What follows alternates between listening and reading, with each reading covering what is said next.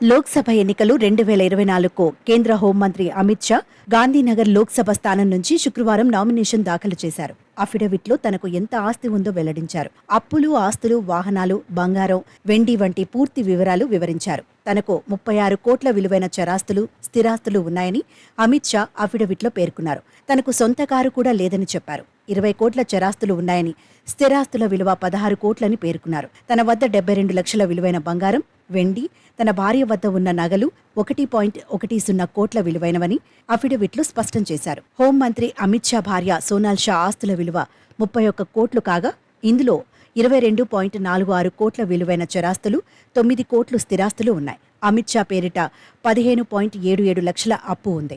ఆయన భార్య పేరిట 26.32 లక్షల రుణం ఉంది. 2022-23లో అమిత్ షా వార్షిక ఆదాయం 75.09 లక్షలు కాగా, ఆయన భార్య ఆదాయం 39.54 లక్షలు. ఎంపీగా వచ్చిన జీతం, ఇల్లు, భూమి అద్దె, వ్యవసాయం ద్వారా వచ్చే ఆదాయం, డివిడెంట్ల ద్వారా వచ్చే డబ్బు అమిత్ షా ఆదాయ వనరులు.